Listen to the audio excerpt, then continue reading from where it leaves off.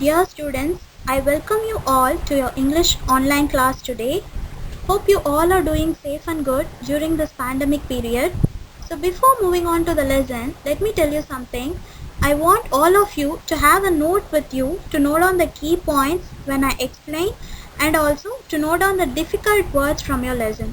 Also, I suggest you to have a dictionary with you always to find the meaning of the words. So now, let's move on to your first prose, The Portrait of a Lady, written by Khushwant Singh. Portrait here refers to picture or drawing or engraving of a person. So the author of this lesson is Khushwant Singh. This lesson is the real life incident which has happened in his life. So Khushwant Singh is himself narrating the whole lesson for you. And this lesson explains the relationship between the grandmother and the grandson.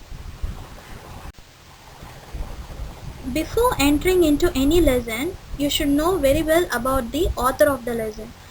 So, knowing about Khushwant Singh is an Indian novelist and lawyer. He got graduated from St. Stephen's College, Delhi and King's College, London. He served as the editor of several literary and news magazines. He was awarded with Padma Bhushan, Padma Vibhushan and Sahitya Academy from Indian government. The Mark of Vishnu, A History of Sikhs, The Train to Pakistan, Success Mantra, We Indians and Death are some of his famous works. Let's get into the lesson now. I'll read each and every paragraph and I'll explain it to you. So page number 1. My grandmother, like everybody's grandmother, was an old woman. She had been old and wrinkled for the 20 years that I had known her. People said that she had once been young and pretty and had even had a husband, but that was hard to believe. So, in the first paragraph, Khushwant Singh is explaining the appearance of his grandmother. So, how does a grandmother look? Normally, grandmothers look like they will be very aged and they will have wrinkles on their face.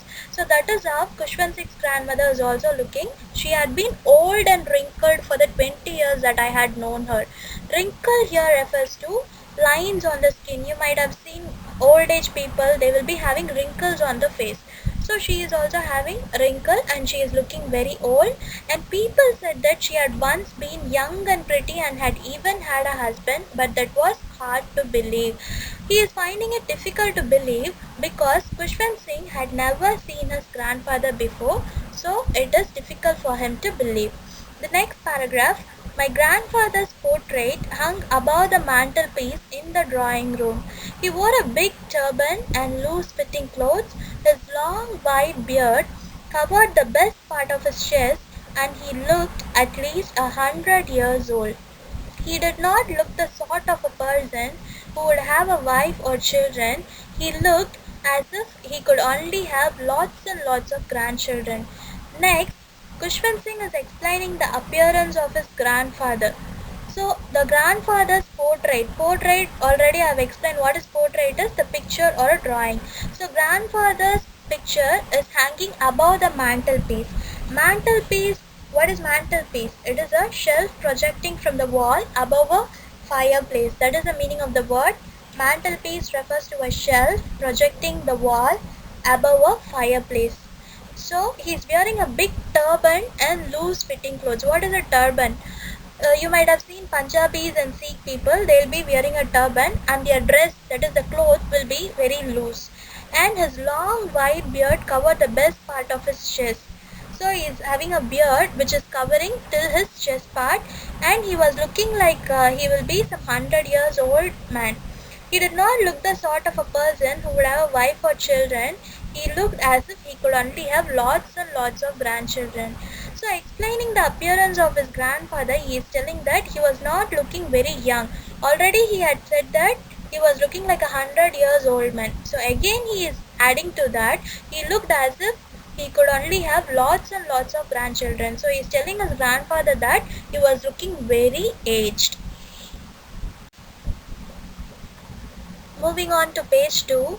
As for my grandmother, being young and pretty, the thought was almost revolting. She often told us of the games she used to play as a child that seemed quite absurd and undignified on her part, and we treated it like the fables of prophets she used to tell us.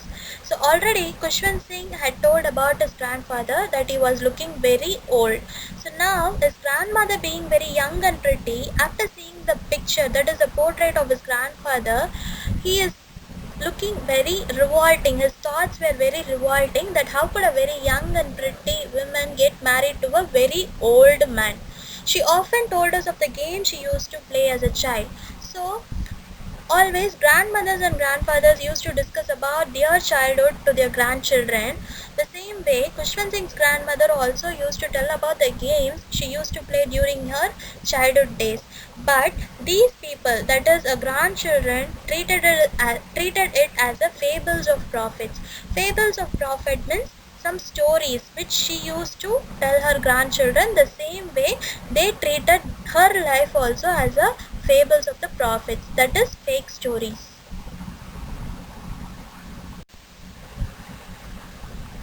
She had always been short and fat and slightly bent. Her face was a crisscross of wrinkles running from everywhere to everywhere. No, we were certain she had always been, as we had known her, old, so terribly old that she could not have grown older and had stayed at the same age for 20 years. She could never have been pretty, but she was always beautiful. Again, Kushwant Singh is explaining the appearance of his grandmother. She was looking very short and fat, and her back was bent, and her face was fully filled with wrinkles, crisscross of wrinkles, connecting one end to the other end. His grandmother was very old. Terribly old refers to very old, that she could not have grown older. She could never have been pretty, but she was always beautiful. You see, there is a difference between the word pretty and beautiful. Pretty only refers to the beautiness from outside, but beautiful refers to the beauty of the grandmother even from her inner side. So he is telling that his grandmother is not only pretty, but she is also beautiful. She hobbled about the house in spotless white, with one hand resting on her waist to balance her stoop and the other telling the beads of her rosary. The silver locks were scattered untidily over her pale, puckered face, and her lips constantly moved in inaudible prayer. Yes, she was beautiful. She was like the winter landscape in the mountains, an expanse of pure white serenity, breathing peace and contentment. She hobbled about the house. What is hobbled?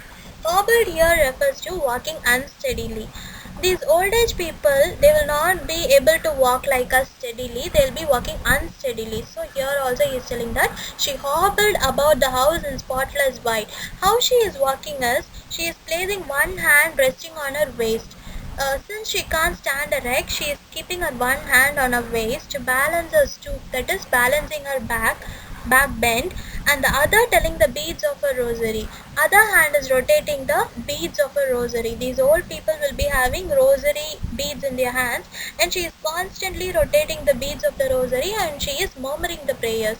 Those prayers is inaudible prayer, that is nobody can hear her prayer, but her lips are constantly murmuring the prayers. Her silver locks were scattered untidily over her pale puckered face. Here silver locks refers to the grandmother's curly hair. Those hair were scattered untidily over her pale puckered face, that is, that hair is scattered all over her face. Puckered face here refers to wrinkled face. Yes, she was beautiful. She was like the winter landscape in the mountains, an expanse of pure white serenity, breathing peace and contentment. So, he is comparing his grandmother's appearance to the winter landscape in the mountain. That is, mountains, winter landscape, an expanse of pure white serenity, breathing peace and contentment. That is, she was fully filled with satisfaction and happiness and calmness without any worries. Part 2 will be continued in your next video. Thank you.